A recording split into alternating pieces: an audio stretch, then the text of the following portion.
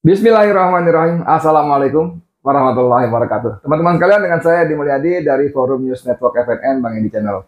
Teman-teman, sejak kemarin siang beredar viral potongan video Advokat Ahmad Rozinuddin mengalami persekusi berat, menurut istilah saya ya, di Desa Muncung, Kecamatan Kronjo, Kabupaten Tangerang. Peristiwa itu terjadi saat menjelang ya, aksi belum mulai, menjelang terjadinya aksi penolakan PIK 2 oleh warga Muncung, Kecamatan Kronjo, Kabupaten Tangerang, yang kita tahu dibersamai juga oleh sejumlah warga dari kecamatan, desa-desa kecamatan lain di Kabupaten Tangerang, bahkan ada yang dari Serang juga, Provinsi Banten, dan ada teman-teman lain dari Banten, dari Jogja ada, dari Bekasi ada, dari Karawang ada, dari Jakarta tentu saja ada ya.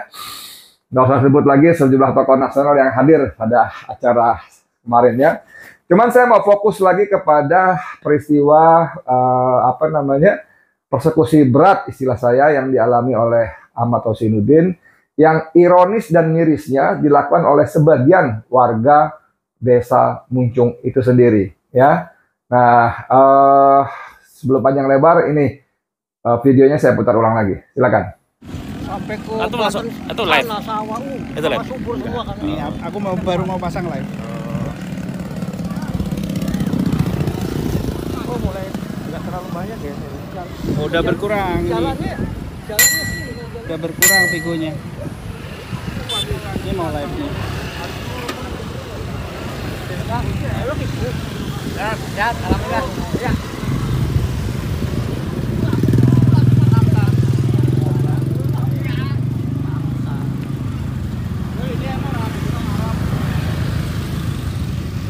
Masyarakat yang hari ini aksi ya, sudah membludak. Grupnya Pak Marwan nyampe mana katanya?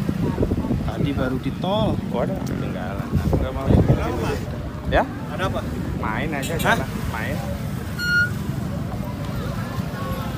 Ini nampaknya masyarakat ada di sini. Main aja. Main kemana? Main kemana? Ya, soal-soalnya saja. Jalan aja. Taran-taran bentar dulu. Turun. Jangan berhenti, jalan. Ayo, ini yang sering media sosial yang bikin harus perlu mancing kan Pak. Muncung harus perlu mancing mau soal artis jadi.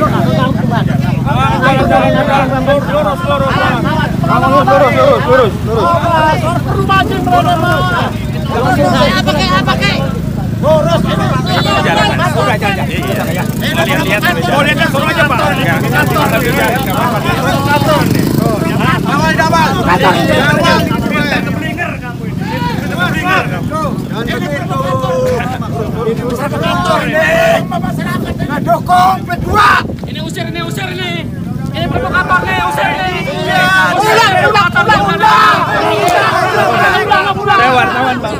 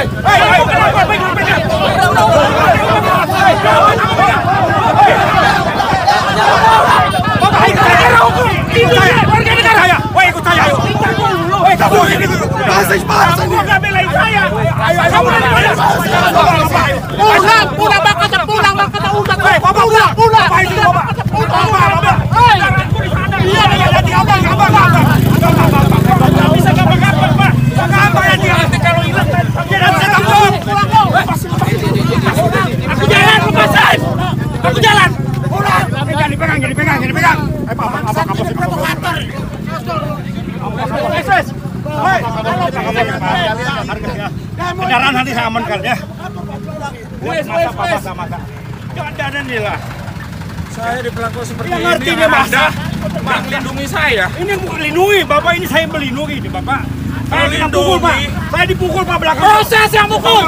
Proses. Gak kelihatan. Proses hukum. Gak kelihatan. Aparat negara sampai dipukul. Proses hukum. Udah. Negara harus benar. Gak jadi masalah udah. Gak bisa begitu Pak caranya. Masa Pak. Ya tolong ya. Anda penegak hukum gak melindungi rakyat. Ini saya udah melindungi Bapak. Makanya proses hukum yang mukul. Proses hukum yang mukul. Saya melindungi Bapak. Jadi Bapak jangan seenaknya tidak saya melindungi. Siapa yang seenaknya? Ini saya melindungi Bapak. Tolong hargai Pak. Tolong hargai. Pak, hargai untuk berseragam. Anda siapa? Bapak anggota saya. Mana ini yang kotanya? Tandanya mana? Saya tahu. Bapak itu siapa? Bapak itu siapa? Udah. Tusuk pulang ya. Udah Bapak ayo. Jangan provokator. Tolong dia lo. Woi, mundur semuanya. Aku mau ngambil mobil terus gimana? Bagaimana sih? Ini saya kok malah di teror ke sini Bapak. Saya ngamanin Bapak. Anda nggak melindungi rakyat. Saya mau ngambil kendaraan, malah saya yang buang. Bapak mau ambil sekarang silakan coba yuk. Lah ya udah. Silakan ayo Bapak. Bapak biarin. Bang. Bukan begini Pak. Kekuatan gimana? Nunggu Bang. Silakan. Oh ya, saya percaya. Kalau ini saya percaya. Udah. Saya percaya. Saya nggak percaya. Waktu saya dicopot, saya sanggup. Silakan Bapak masuk. Silakan. Silakan masuk. Bukan begini Bapak.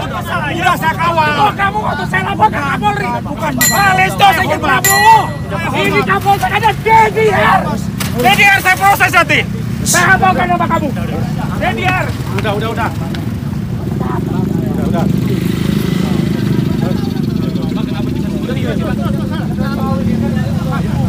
Kita dilarang mau lewat jalan.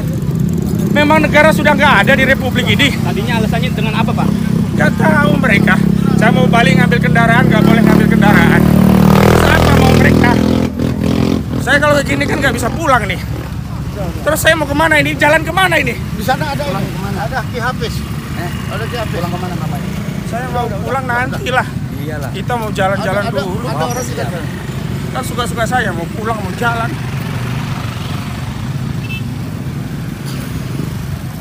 Ntar saya tanya telepon. Ada yang punya minum nggak? Ada motor lagi saya. Ada di mobil depan. Haus saya. Allahu Akbar.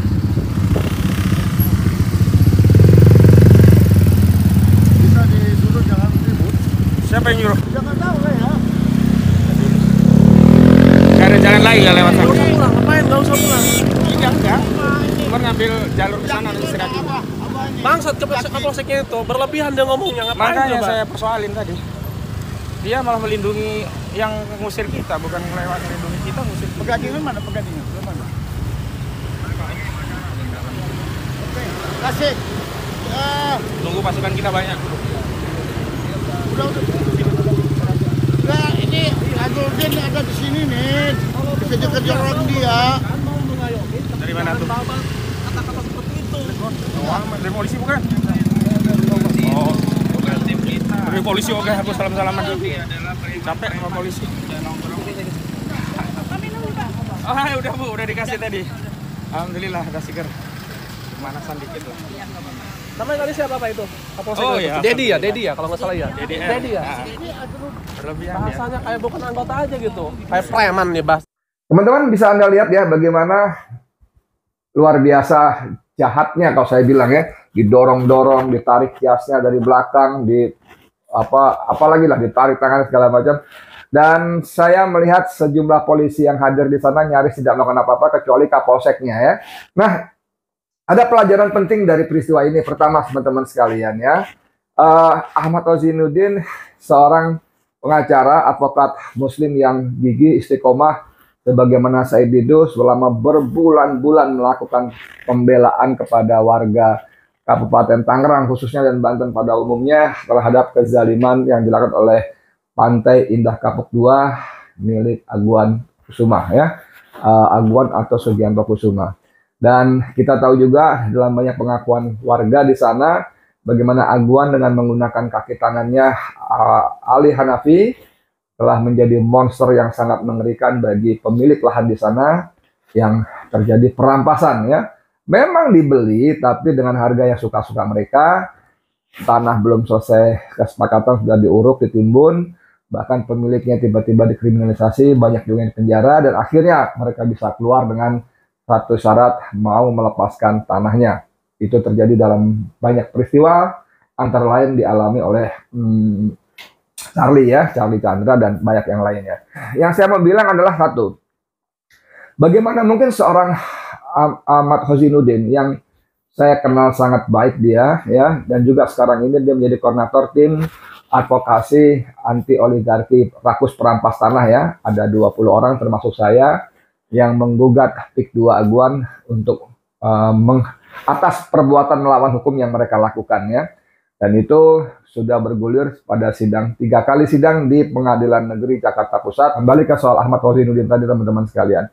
Itu peristiwanya memang lebih pagi ya. Dari pagi kalau nggak salah di grup teman saya Arif itu yang mendampingi Ahmad Rozinuddin sudah posting potongan dari peristiwa persekusi itu sekitar jam 9:15 ya. Sementara jam segitu saya masih ada di jalan tol. Dan di awal video tadi juga kita bisa dengar ketika Ahmad Rozinuddin bertanya kepada orang yang megang kamera itu ya, mana rombongannya Pak Marwan? Kata yang ditanya, oh masih di jalan tol. Oh masih jauh dong kalau gitu ya. Jadi memang saya simpulkan itu awal pagi karena sampai di sana saya jam 10 lewat pun belum dimulai, tapi orang udah semakin banyak dan saya kira aksi benar-benar aksi baru dimulai sekitar jam 11.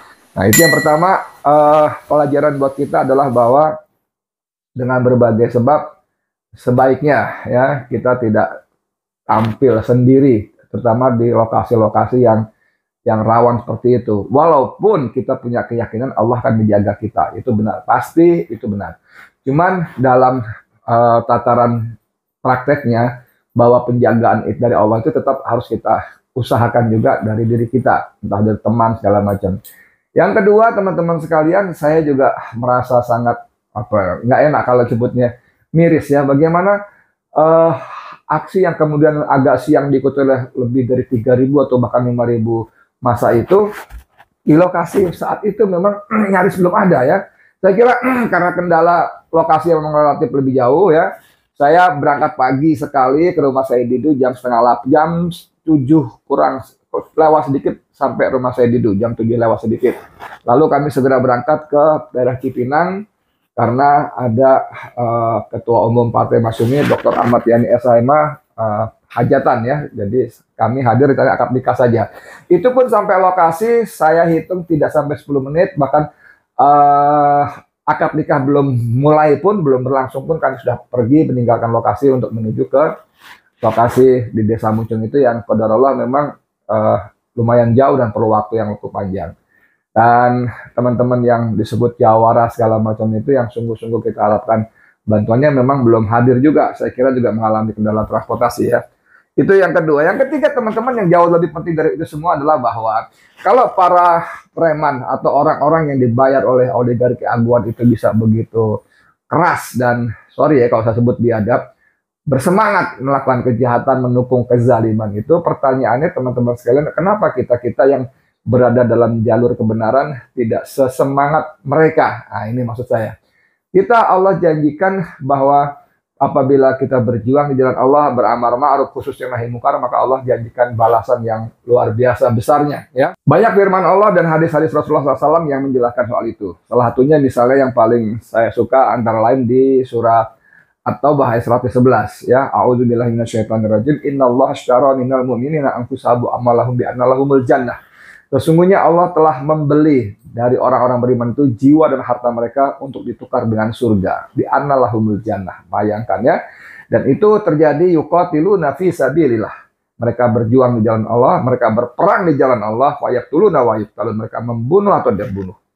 Membunuh atau terbunuh. Jadi orang-orang yang menyerahkan hartanya, jiwanya di jalan Allah, itu Allah tukar dengan surga. Allahu Akbar. Luar biasa kan ya. Jadi kalau Allah sudah berfirman demikian, kita yakin betul Allah tidak pernah mengingkari janjinya. Innallaha la yukhliful mi'ad. Pertanyaannya, kenapa ayat-ayat semacam ini tidak mampu memotivasi kita untuk serius, bahkan sangat serius untuk berjuang di jalan Allah. Sementara orang-orang bayaran itu yang mendapatkan bayaran dari oligarki aguan paling beberapa lembar ratusan ribu rupiah saja sudah berani seperti itu. Sudah sangat serius, sangat semangat.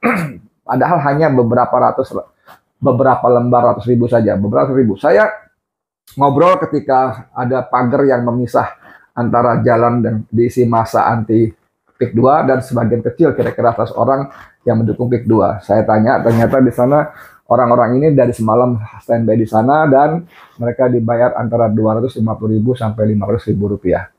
500.000 rupiah, saudara sekalian, dibandingkan surga Allah tentu tidak ada apa-apanya. Ya. Sangat mengerikan. Misalnya juga dalam ayat As-Saff ya, ya ayyuhalladzina amanu hal adullukum ala tijaratin tunjikum min azabin alim. Ya, hai orang-orang beriman, maukah kalian aku tunjukkan sebuah perniagaan yang apabila kalian lakukan, kalian akan selamat dari azab yang sangat pedih. Surat As-Saff ayat ke-10 ya. Kemudian ayat 11-nya itu tu'minuna billahi wa rasulihi wa tujahiduna fi sabilillahi bi amwalikum wa anfusikum dzalikum khairul lakum in kuntum ta'lamun.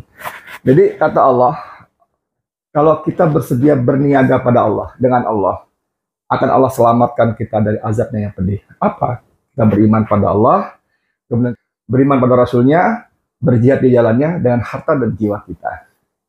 Ya, ayat 10, 11, 12, 13 itu rangkaian yang menceritakan orang-orang yang berjuang dengan Allah mendapatkan balasan yang luar biasa sekali. Nah teman-teman, ini saya kira Ahmad Rosiduddin sudah membuktikan dirinya di hadapan Allah, bukan untuk kita ya. Dia berjuang di hadapan Allah, buktikan bahwa dia mencoba memenuhi panggilan Allah untuk berjihad di jalannya, untuk beramar ma'ruf nahi munkar. Dan Allah jadikan peristiwa itu buat kita sebagai pelajaran ya, bagaimana seorang Ahmad Rosiduddin sudah tampil dan mengalami persekusi yang istilahnya saya tadi biadab tadi sendiri, nyaris sendiri. Baru di ujung-ujung video orang 1-2 datang.